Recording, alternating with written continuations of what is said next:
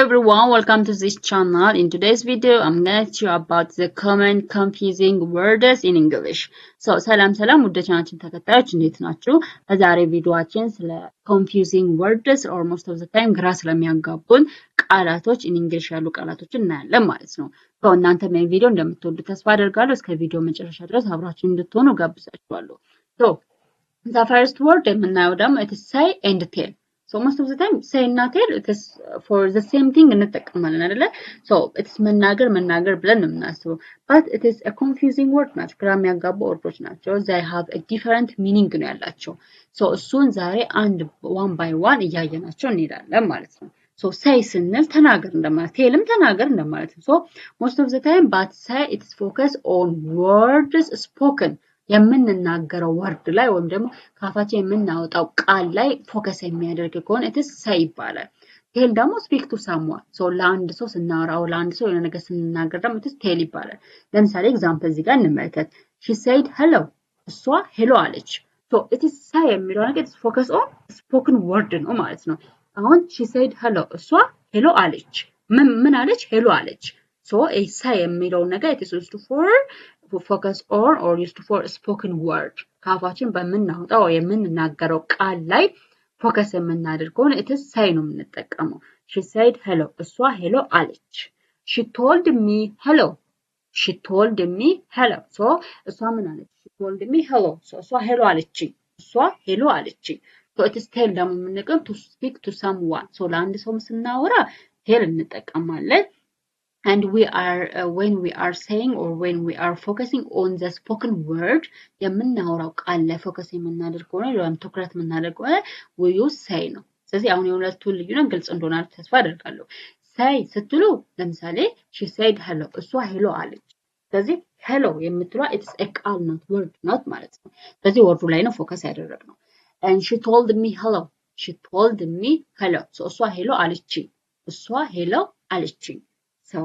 it is hello የሚለው ነገር ምን it is speak to someone ማለት ነው። so ሁለቱ ዲፈረንስ ይሄ ነው። the other ደግሞ speak versus talk speak እና talk ደግሞ ልዩነቱ speak መናገር ነው talk መናገር ነው። ግን ልዩነታቸው ደግሞ አለ። speak most of the time more formal ስንሆን speak እንጠቀማለን and more informal ስንሆን ደግሞ it is talk እንጠቀማለን። example can I speak to the manager so ማናጀሩን ማውራት እችላለሁ? can speak to the manager ማናጀሩን ማውራት እችላለሁ። so there is a formal way of speaking ማለት ነው። ስለዚህ manager it is not a friend አይደለ? so ማናጀሩን ማውራት እችላለሁ ስትሉ it is not a friend so it is make so you have to be it's formal መሆን አለባችሁ formal way of talking መሆን አለበት። so can I speak to the manager so ማናጀሩን ማናገር እችላለሁ። can I speak to the doctor ዶክተሩን ማናገር እችላለሁ። can I speak to the presidentቱን ማናገር እችላለሁ። ስለዚህ it is more formal ስለዚህ it's formal የሆነ way ወይም ደግሞ it's formal way የሚፈልግ አይነት ቦታ ላይ ከሆናችሁ so use it is speak ተጠቀሙ። talking ግን for it is for more informal ለምሳሌ with your friends ከሆነ with your families ከሆነ it is talk መጠቀም ይችላል። ለምሳሌ we talked for hours so እኛ ለሰዓታት አወራን። ስለዚህ we speak for hours ከምትሉ we talked for hours it is ለሰዓታት አወራን። so it is we mean it is a friends ሊሆን ይችላል። so for such things for informal way you can use talk now and for more formal way ደግሞ you can use speak now. so the difference between speak and talk is this. the other one is do versus make. so do እና make ልዩነታቸው ምንድነው? ሁለቱም መስራት ነው። do መስራት ነው makeም መስራት ነው። so what is the difference between them ነው። so most of the time confuse ስለሚያደርጉ so it is do for actions for work for tasks so ለሚተገበሩ ነገሮች ለሚከናወኑ ነገሮች we use do ነው። make ግን if we are create something if we produce something ለምሳሌ የሆነ ነገር create ማድረግ የሆነ ነገር prepare ማድረግ የሆነ ነገር produce ማድረግ it is make ነው የምንጠቀመው። so example እዚህ ጋር do your homework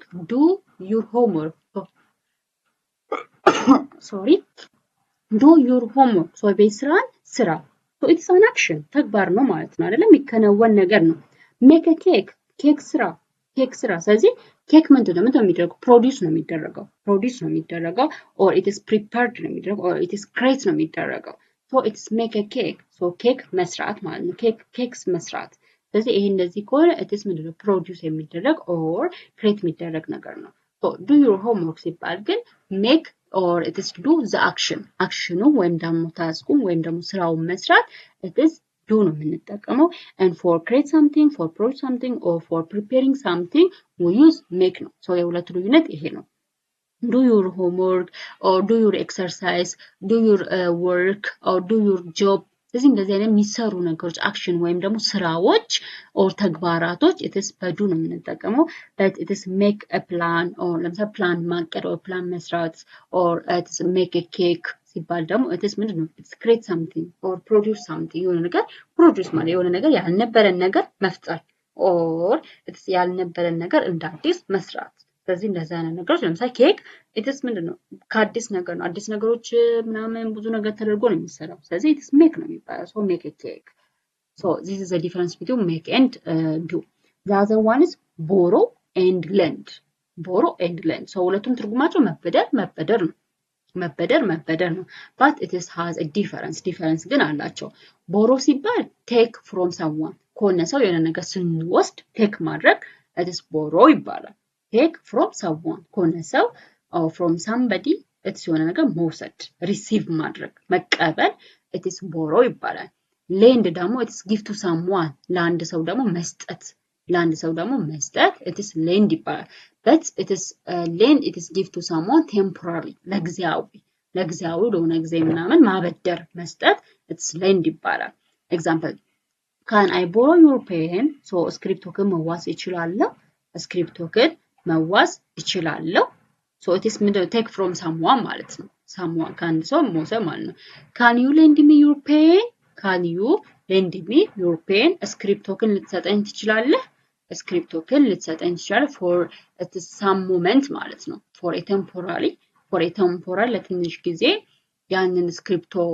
አንተ ጋር ማስቀመጥ it is lend ነው መዋስ ማለት ነው so ተውሰን ያንን ነገር ሪተርን እንመልሳለን አይደለ እንመልሳለን so it's ያንን ነገር ተውሰን ትንሽ ጊዜኛ ጋር ከቆየ በኋላ ምን መልስ ከሆነ it's lend ይባላል borrow ግን it may be ላንመልሰው እንችላለን ተውሰነው እኛ ጋር ነው ላንመልሰው እንችላለን so እንደዛ ከሆነ it's borrow ይባላል so the difference between borrow and lend ይሄ ነው ማለት ነው can I borrow your pen so ስክሪፕቶክን መውሰድ ይችላልው can you lend me your pen so ስክሪፕቶክን ልታውሰኝ ትችላለህ so ይሄ ነው ስለዚህ የሆነ ነገር ከሆነ ሰው ስንዋሰው ምንድነው it's for a temporary time ነው ለሁለት ጊዜ እንዋሰውና እንመልሳለን ማለት ነው ቦሮ ስንሆን ግን it is take from someone ከሆነ ሰው መውሰድ ማለት ነው ወስደን ላንመልሰው እንችላለን ለምሳሌ can I borrow your pen ስክሪፕቶክን መውሰድ ይችላልው so ወስጄ ላልመልስ ይችላልው ማለት ነው ግን but can you lend me your pen so ስክሪፕቶክን ልታውሰኝ ትችላለህ or ታበድረኝ ትችላለህ ሲባል ግን እበድራለሁ ለትንሽ ጊዜ ነገር ከሆነ በኋላ እመልሳለሁ ማለት ነው so ዲፈረንሱ ይሄ ነው the other is bring and take ማምጣት እና መውሰድ so bring most of the time it is towards the speaker ነው ወደ ተናጋሪ ለምሳሌ bring your book here so እዚህ ጋር ስክሪፕቶክ እዚህ ጋር መጽሐፍን አምጣ ስንል so እኔ ወዳለሁበት ቦታ መጽሐፉን እያመጣ ነው ማለት ነው so towards the speaker ወይ ወደ ተናጋሪው ነገር የምትወስዱ ከሆነ it's a bring ይባላል take ማለት ደግሞ መውሰድ take ማለት it's away from the speaker ከተናጋሪው ደግሞ መውሰድ it is take ይባላል ለምሳሌ take this book home ይሄን መጽሐፍ ወደ ቤት ውሰደው so እኔ ጋር ያለውን መጽሐፍ ወደ ቤት ይዘው እየሄደ ነው ማለት ነው so ከስፒከር ወይም ከተናጋሪው የሆነ ነገር ምንወስድ ከሆነ it is take ይባላል example take this bill ይሄን ቢል ወይም ደግሞ ይሄን ሂሳብ ውሰደው ካልኩኝ ቢሉን ከኔ እየወሰደ ነው ማለት ነው so bring you or it is bring something ካልኩኝ it's something or bring me something so ሻይ አምጪልኝ it is towards the speaker ማለት ነው so ወደ ተናጋሪው የምንወስደው it is bring ነው ከተናጋሪው ደግሞ away የምናደርገው ከሆነ this take ይሆናል ማለት ነው and much versus many ሁለቱም ትርጉማቸው ብዙ ማለት ነው but የምንጠቀምበት way it is difference አለው much it is used for uncountables ነው ስለማይቆጠሩ ስሞች much እንጠቀማለን many ደግሞ for countables ነው የምንጠቀመው ማለት ነው example much water so water it is ውሃ አይቆጠሩም። ለማይቆጠሩ ነገሮች ማች እንጠቀማለን። መኒ ደግሞ ለሚቆጠሩ ቡክስ መጽሐፎች we can count it 1 2 3 books እያልን መቁጠር እንችላለን። ለሚቆጠሩ ነገሮች መኒ ለማይቆጠሩ ነገሮች ደግሞ ማች እንጠቀማለን። the other one is few versus a few few versus a few ሁለቱም ጥቂት ማለት ነው but there is a difference few ማለት almost none almost ባዶ የሆነ ነገር few ማለት እንችላለን few a few ደግሞ it is some ጥቂት ማለት ነው some ጥቂት ማለት ነው few people came ምንድነው almost it is ምንም ሰዎች አልመጡም እንደማለት ነው ሁለቱም ጥቂት ቢሆንም ግን few ሲባል almost none በቃ almost few people came ጥቂት ሰዎች መጡ almost ምንድነው ሰው አልመጣም ማለት ነው a few people came ስንል ግን ጥቂት ሰዎች መጥተዋል ጥቂት የሆኑ ሰዎች ከታሰበው ሰዎች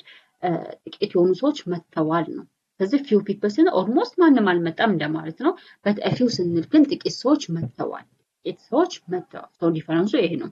and a little versus a little ይሄም ደግሞ it is for uncountable nouns little እና little እንጠቀማለን for countable nouns ደግሞ few እና few እንጠቀማለን እንደሱ ነው የሚገልጸው little እና littleም it is the same ነው almost little ሲባል almost none almost ምንድነው ባዶ ነው ወይም ደግሞ it is የለም እንደማለት ነው a little ሲሆን ግን it is some ማለት ነው ጥቂት ማለት ነው I have little money እኔ ጥቂት ገንዘብ አለ almost ምንድነው የለኝም ማለት ነው almost I haven't almost ምን የለኝም ማለት ነው but I have a little money ስል ግን እኔ ጥቂት ገንዘብ አለ ጥቂት ገንዘብ ምን አለ ጀል አለ ማለት ነው ስለዚህ ባዶ አይደለም ጥቂት ገንዘብ አለ the other one is hear versus listen ሁለቱም ምንድነው መስማት ነው hear መስማት ነው listenም መስማት ነው but there is a difference hear ማለት receive sound naturally በተፈጥሮ ድምጽ ስንሰማ receive ስናደርግ it is hear ይባላል listen ግን pay attention to sound ለዛ ለምንሰማው ድምጽ ትኩረት የምንሰጥ ከሆነ it is listen ይባላል listen the difference between is this hear ሲባል receive sound natural በተፈጥሮ sound ወደ ጆሮአችን የሚገባ ከሆነ it's hear ነው ለምሳሌ I heard the noise እኔ ድምጽ ሰማሁ it's a natural እሰማለሁ naturally ድምጽ it's ear የተፈጠረው ለመስማት አይደለም I heard the noise ድምጽ ሰማሁ it is a naturally sound receive አደረኩኝ ማለት ነው but listen to the teacher አስተማሪውን አዳምጡ ወይም ደግሞ አስተማሪውን ስሙት ሲባል pay attention to the teacher ማለት ነው አስተማሪ ለሚያወራው ሳውንድ ለሚያወጣው ሳውንድ attention መስጠት ትኩረት መስጠት it is listen ነው hear to the teacher አይባልም it's not correct normally እንሰማለን receive እናደርጋለን እኮ but we have to give attention to the teacher ስለዚህ listen to the teacher አስተማሪውን ስሙት ወይም ደግሞ አስተማሪውን አዳምጡት this means pay attention to the sound ማለት ነው the difference ይሄ ነው the other one is look versus see versus watch ሁለቱም ሶስቱም መመልከት ነው but look ሲሆን direct your eyes directly አይናችን ወደሆነ ነገር ትኩረት የምናደርግ ወይም ደግሞ ወደሆነ ነገር አይናችን የምንወረውር ከሆነ look ነው see ሲባል ግን notice with your eyes ስለዚህ በአይናችን የሆነ ነገር ኖቲስ እናደርግ አስተውለን ስናየው ደግሞ በአይናችን ነገር መለየት ስንችል it is see ይባላል watch ደግሞ look for a period of time ለሆነች ሰዓት ያህል ትኩረት አድርገን ነገር የምናይ ከሆነ ለሆነች ሞመንት ያለውን ሰዓታት ያለን ነገር ትኩረት አድርገን የምናይ ከሆነ it is watch ይባላል let's see the examples look at the board ቦርዱን ተመልከተው ስለዚህ direct to the board ማለት ነው directly to the board ስለዚህ ወደ ቦርዱ directly አይንን አድርግ ነው ስለዚህ look at the board ቦርዱን ይሄው ነው ስለዚህ ይሄ ሰውዬ ቀጥታ የሚያየው ቦርዱን ነው የሚያየው ማለት ነው and I see a bird see he notice the bird is in his eyes ማለት ነው I see a bird እኔ ወፍ አየሁ I notice it ስለዚህ bird መሆኑን ምን አድርጌያለሁ recognize አድርጌያለሁ ማለት ነው አውቄዋለሁ ስለዚህ notice ያደርጋል ነገር አስተውሎ ያየዋል we watched a movie እኛ ሙቪ ወይም ደግሞ ፊልም አየን watch ሲባል it is for a moment or for a period of time ለሆነች ሰዓታት ያህል for 10 minutes for 5 minutes ብቻ ለሆነች ታይም ያህል ለሆነች ሰዓታት ያህል ያንን ነገር የምናየው ከሆነ watch ይባላል የሆነ ነገር ኖቲስ ባይናችን አትኩረን ያንን ነገር ለይተን የምናውቀው ከሆነ it is ምን ይባላል see ይባላል and look ደግሞ it is direct your eyes ስለዚህ ወደሆነ ኦብጀክት አይናችን ዳይሬክት የምናዞረው ከሆነ it is look ይባላል ማለት ነው። የሶስቱ ዲፈረንስ ይሄ ነው look እና watch and the other one is remember and remind remember ማስታወስ ነው የሆነ ነገር አእምሮአችን ውስጥ ማስቀመጥ remind ሲባል ግን አስታውሰኝ እንደማለት ነው አስታውሰኝ so ማስታወስ remember ማስታወስ remind ደግሞ አስታውሰኝ so example remember it is keep in your memory so በአእምሮአችን የሆነ ነገር remember ማለት ማስታወስ it is remember ይባላል and remind ደግሞ አስታውሰኝ እንደማለት ነው help someone remember የሆነ ሰው እንዲያስታውስ መርዳት remind ነው example I remember his name so እኔ እሱን ስም አስታውሰዋለሁ so it is ምንድነው keeping a memory ማለት ነው keeping something in a memory so በአእምሮአችን የሆነ ነገር ማሰብ it is ማስታወስ this remember ማስታወስ ነው remind ደግሞ it is help someone remember የሆነ ሰው እንዲያስታውስ መርዳት remind ይባላል remind so remind me to call her so እሷን እንድጠራት አስታውሰኝ እሷን እንድጠራት አስታውሰኝ so it is remind ማለት it is ማስታወስ ነው ወይም የሆነ ሰው እንዲያስታውስ ማድረግ and remember ደግሞ ማስታወስ so ልዩነቱ ይሄ ነው ማለት ነው and the other one is job versus work job ስራ ነው workም ስራ ነው በአማርኛ ትርጉማቸው but there is a difference between them job ማለት it is a specific occupation የሆነ specific ለምሳሌ if it is doctor ሊሆን ይችላል if it is nursing ሊሆን ይችላል or if it is secretary ሊሆን ይችላል it's a specific የሆነ ስራ specific የሆነ ስራ it is maybe a teacher ሊሆን ይችላል ስለዚህ የሆነ specific የሆነ ስራ it is a job ይባላል but work ሲባል it is a general activity or employment አጠቃላይ የሆነ ስራ it is work ይባላል so I have a good job እኔ ጥሩ ስራ አለኝ maybe የሷ ስራ secretary ሊሆን ይችላል merchant ሊሆን ይችላል or it is government employer ሊሆን ይችላል or it may be farmer ሊሆን ይችላል or it may be pilot ሊሆን ይችላል ማለት ነው so it is when we are indicating a specific occupation so it is a job ነው it's about a general activity or employment so that's አጠቃላይ ስራ ከሆነ ደግሞ it is work ይባላል I have a lot of work so እኔ ብዙ ስራ አለኝ so it is a general activity ማለት ነው a general activity I have a good job እኔ ጥሩ ስራ አለኝ so ያ ጥሩ ስራ it is a specific job ነው ማለት ነው so የሁለቱ ልዩነት job versus work ይሄን ይመስላል the other one is home versus house so ሁለቱም በአማርኛ ቤት ነው but there is a difference home ስንል where you live or feel comfortable የምንኖርበት ቤት home ይባላል home ይባላል house ሲባል ደግሞ it is a building ማለት ነው ህንጻው የተገነባው ህንጻ ቤቱ it is building house ይባላል ሆሙ ደግሞ when we live or when you live የምንኖርበት ቦታ or የምንኖርበት ቤት feel comfortable so ጥሩ የሆነ comfortable ተሰምቶ የምንኖርበት ቦታ home ይባላል house ግን it is about the building house ይባላል so I'm going home so እኔ ወደ ቤቴ እየሄድኩኝ ነው I'm going home እኔ ወደ ቤቴ እየሄድኩኝ it is where you live so ወደ የምትኖርበት ቤት እየሄደች ነው ማለት ነው and they bought a new house so እነሱ አዲስ ቤት ገዙ it's about a building ማለት ነው ስለ አዲሱ ቤት ነው እንጂ ስለምትኖርበት ቤት ሳይሆን ስለ አዲሱ ቤት they bought a new house so እነሱ አዲስ ቤት ገዙ it's about a building ስለ ቢልዲንጉ ስለ ህንጻው ምናወራ ከሆነ it is house ነው and when we are talking about where we live ስለምንኖርበት ቦታ ደግሞ ከሆነ it is home ነው ማለት ነው so የሁለቱ ልዩነት ይሄ ነው the other is fun versus funny so ሁለቱም አስቂኝ አስደሳች እንደማለት ነው fun ማለት enjoyable የሆነ ነገር አስደሳች ከሆነ it is አስደሳች ከሆነ it is ምን ይሆናል fun ይባላል funny ደግሞ አስቂኝ ነው makes you laugh የሆነ ሰው አስቂኝ ወይም ደግሞ አስደሳች የሆነ ደግሞ ፈኒ ይባላል makes you laugh አንተ እንድትስቅ or አንተ እንድትደሰት የሚያደርግ ነገር ከሆነ it's funny ይባላል fun ደግሞ it is enjoyable የሆነ የሚያስደስት ነገር ደግሞ it is funny ይባላል example the party was fun so partyው ምን ነበረ fun ነበረ ወይም partyው አስደሳች ነበረ partyው enjoyable ወይም ደግሞ አዝናኝ ነበረ the joke was funny